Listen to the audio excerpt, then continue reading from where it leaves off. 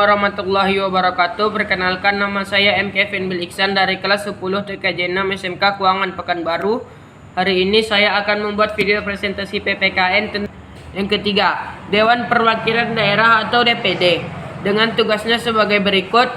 A. Fungsi legislasi, mengajukan rumusan undang-undang kepada DPR, membahas rumusan undang-undang dan mengawasi pelaksanaan undang-undang yang berkaitan dengan otonomi daerah, hubungan pemerintah pusat dan daerah, pembentukan dan pemekaran serta penggabungan daerah, pengelolaan SDA dan sumber daya ekonomi lainnya, serta pertimbangan keuangan pusat dan daerah.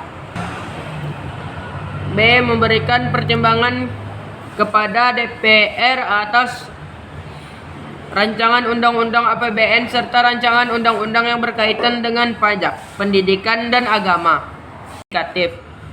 Kekuasaan eksekutif terdiri dari presiden.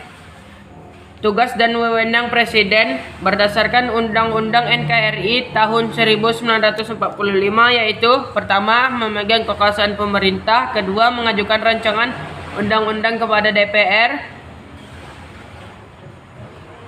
ketiga, menetapkan peraturan pemerintah; keempat, dalam menjalankan tugas sebagai kepala negara dan kepala pemerintah, presiden dibantu oleh wakil presiden dan para menteri; dan kelima, kementerian koordinator bidang politik, hukum dan keamanan, kementerian departemen. Ada 20 kementerian negara dan 10 riset kementerian dan 10 kementerian riset dan teknologi. UMKM, Koperasi Lingkungan Hidup, Pemberdayaan Perempuan dan Perlindungan Anak, Aparatus Negara dan Reformasi, Birokrasi, Pembangunan Daerah Tertinggal, Perancangan Pembangunan dan NAS, BUMN, Perumahan Rakyat, Pemuda dan Olahraga. Yang kedua, kekuasaan yudikatif atau lembaga peradilan, terdiri dari Mahkamah Agung. Mahkamah Agung berkewenangan yaitu mengadili pada tingkat kasasi. Kedua, mengajukan peraturan perundang-undangan di bawah undang-undang terhadap undang-undang. Yang ketiga, memeriksa dan memutuskan perkara, memberi nasihat dan pertimbangan hukum. Yang keempat, mengawasi lembaga peradilan di bawahnya. Yang kelima, Mahkamah Agung merupakan lembaga peradilan tertinggi. Yang keenam, tingkatan lembaga peradilan di Indonesia: Mahkamah Agung atau Peradilan Umum, Peradilan Agama, Peradilan Militer, dan Peradilan Tata Usaha. Yang kedua, Mahkamah Konstitusi. Mahkamah Konstitusi berwenang yaitu: yang pertama, mengadili untuk menguji undang-undang terhadap Undang-Undang 1945. Yang kedua, memutuskan sengketa lembaga negara yang berwenang diperintahkan oleh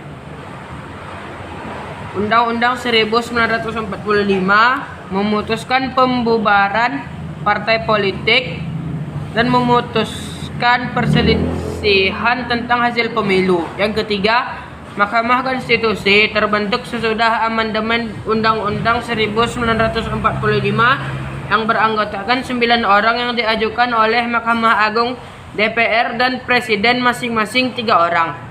Yang ketujuh, Komisi Yudisial (KY). Komisi Yudisial bertugas yaitu: yang pertama, mengembangkan sistem pendidikan kualitas hakim, merekomendasikan promosi dan mutase hakim, melakukan penelitian dan perbaikan sistem peradilan, menjaga kebebasan hakim dalam memeriksa dan memutuskan perkara. Yang kedua, KY terbentuk sesudah amandemen Undang-Undang 1945 diatur dalam pasal 24B untuk mewujudkan peradilan yang mandiri dan bebas dari pengaruh penguasa maupun pihak lain.